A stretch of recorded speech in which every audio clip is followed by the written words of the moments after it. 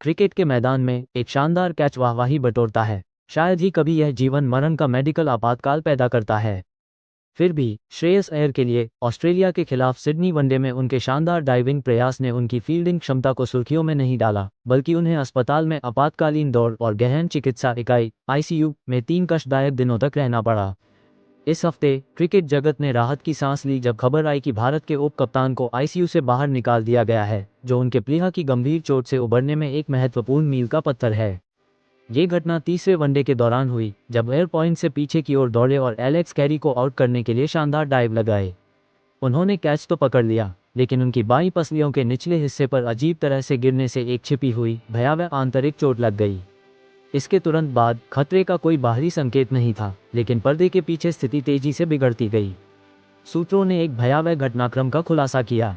Dressing room में लौटने पर शुरुआती दर्द तेजी से बढ़ गया और एयर के रक्तचाप सहित महत्वपूर्ण पैरामीटर खतरनाक रूप से कम स्तर तक गिरने लगे। चिकित्सा दल, जिसकी विश्वव्यापी रूप से जीवन रक्षक हस्तक्षेप के रूप में प्रशंसा की गई, ने पेट की चोट की गंभीरता को तुरंत पहचान लिया।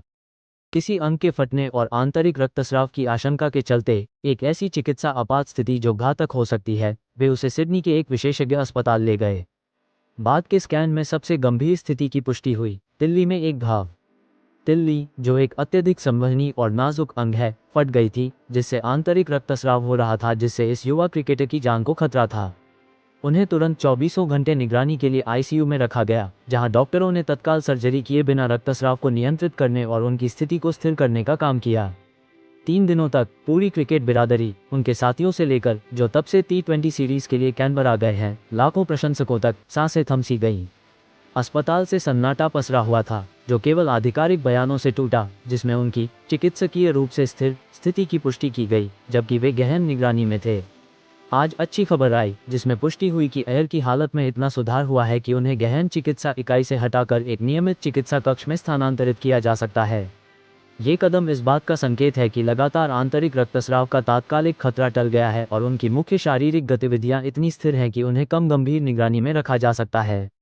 T20 कप्तान सूर्य कुमार यादव ने भी एक उत्साहजनक जानकारी दी, जिसमें बताया गया कि अय्यर अब संदेशों का जवाब देने के लिए पर्याप्त रूप से स्थिर हैं, जो उनकी प्रगति का एक छोटा लेकिन महत्वपूर्ण संकेत है। हालांकि खतरा टल गया है, श्रेयस अय्यर का मैदान पर वापसी का सफर लंबा और सावधानी भरा होगा। विशेषज्ञों का कहना है कि तिल्ली के घाव को प्राकृतिक रूप से ठीक होने देने के लिए लंबे समय तक नियमित देखभाल और आराम की आवश्यकता होती है। बीसीसीआई ने पुष्टि की है कि भारतीय टीम के डॉक्टर स्थानीय विशेषज्ञों के साथ गहन परामर्श के साथ उनकी दैनिक प्रगति पर नजर रखने के लिए सिडनी में ही रहेंगे। उनका परिवार भी उनके साथ आने के लिए यात्रा संबंधी औपचारिकताओं में तेजी ला रहा है। आईसीयू से बाहर होने के बावजूद आगामी श्रृंखलाओं के लिए प्रतिस्पर्धी क्रिकेट में उनकी वापसी की संभावना बहुत कम है। इस प्रकार की गंभीर, बिना सर्जरी वाली तिल्ली की चोट के लिए शुरुआती रिकवरी अनुमान 6 से 12 सप्ताह तक होते हैं, ताकि यह सुनिश्चित किया जा सके कि आगे किसी भी तरह के जोखिम से पहले अंग पूरी तरह से ठीक और स्थिर हो जाए। सिडनी का कैच, जो शुरुआत में एक शानदार पल था, अंततः विशिष्ट खेलों में अनदेखे खतरों का एक भयानक प्रदर्शन बन गया। अब 3 दिन की महत्वपूर्ण बाधा पार हो जाने के बाद श्रेयस अय्यर का ठीक होना, लगभग जानलेवा गिरने से लेकर स्वास्थ्य की स्थिर राह पर वापस लौटना, टीम इंडिया की सर्वोच्च प्राथमिकता बनी रहेगी।